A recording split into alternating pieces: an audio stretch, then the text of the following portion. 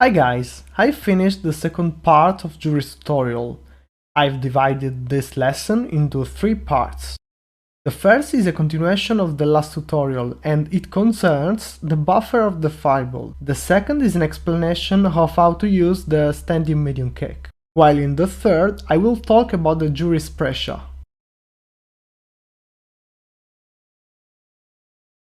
The perfect range to release your fireball is this one, because there isn't risk that your DP goes on with, and if you dash after the fireball, you're plus, and you can do what I've explained on the first tutorial. But now we need to add a new option in your game plan. Each time you use the fireball at this range, you have to use a buffer into heavy Fuha or charged V-skill if you need to switch side. What happens here, if your opponent pushes some button, your buffer will activate, while if it doesn't, it won't, and you can dash as usual. This buffer is really necessary, because you inflict more damage, you have knockdown and Oki after that. And look what happens if you don't do it. You're minus after that dash. You can use this buffer in other situations. For example, after your crouching medium kick into fireball release, or only when your trigger is on after your standing medium kick into fireball. It's pretty safe, because if he jumps when you cancel it, you can escape with your forward dash. The DP is not a good idea, because it goes on whiff, except against character with a slow jump, like Abigail or Birdie. But at the max range you can use your critical art against all the characters.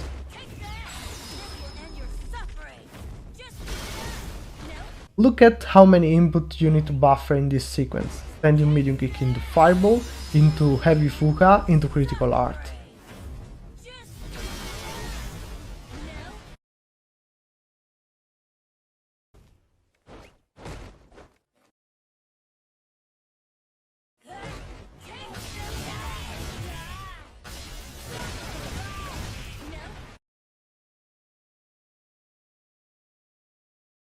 The standing medium kick has 2 hits. Out of trigger you can cancel it only on the first one, as you can see.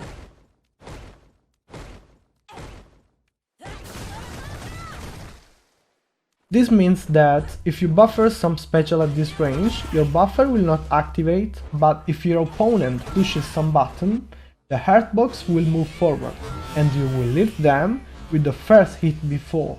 This button is very good, but contrary to what many people think, it comes with some downsides. You can't hit confirm by one hit, as you do with a crouching medium kick for example. You can't with punish consistently normals with a low health box, so I think it's not godlike because of these problems, unless your trigger is on. In that case, it's godlike because you can cancel it to reaction even on the second hit.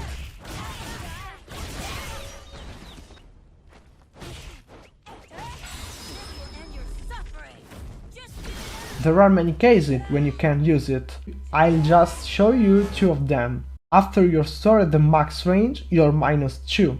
It shouldn't be your turn, but because of the range, your opponent is forced to use some long button. If you use your kick after that, you'll beat every 8 frames or more. While, if they don't push anything, your buffer will not activate, and you don't risk to be with punished. If they push some 6 frames or less, you probably lose. But if you walk back, so if you're not blocking crouch, there's the possibility that their normals go on whiff, and you can whiff punish them on reaction or on prediction. It depends on many factors. So try with every character and every normal.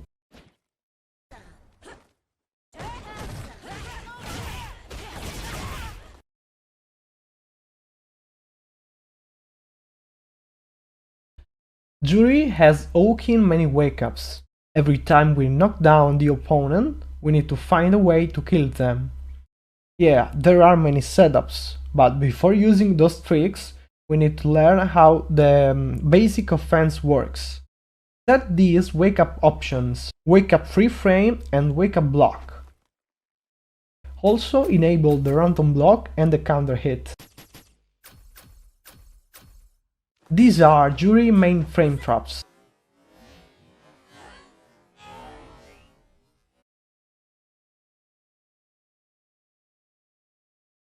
Basically, if the opponent wake up with a free frame, you have to combo there in this way.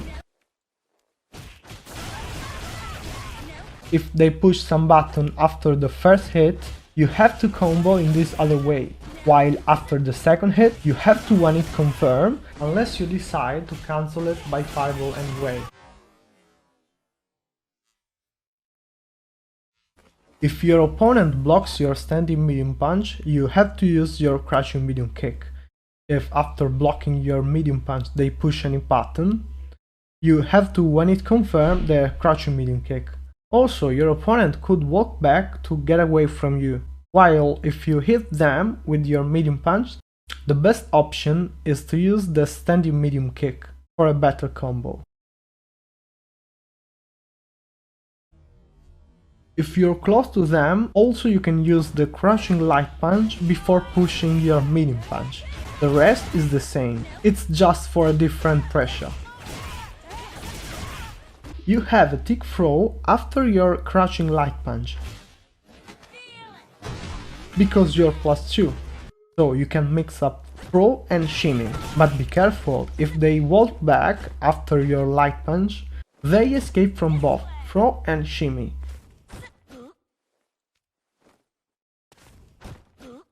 In that case, your best option is the crouching medium kick, because they are not blocking crouch.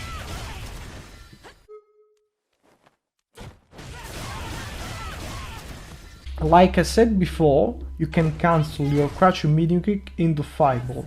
You can dash after that, but you're not plus. If they realize it, they can react to your dash. But don't worry, you have got many possibilities to prevent them from doing this. You can jump. It's a good way to get pressure if they are waiting for your dash. You can perform a micro work and use your buffered standing medium kick. If they push something, the buffer will activate, as you know. Or you can use the crushing medium kick or standing heavy punch if you want to hit confirm them, because as I told you before, the standing medium kick is not perfect. Last case, you can wait for them to push any normal and then you can dash forward and get your pressure.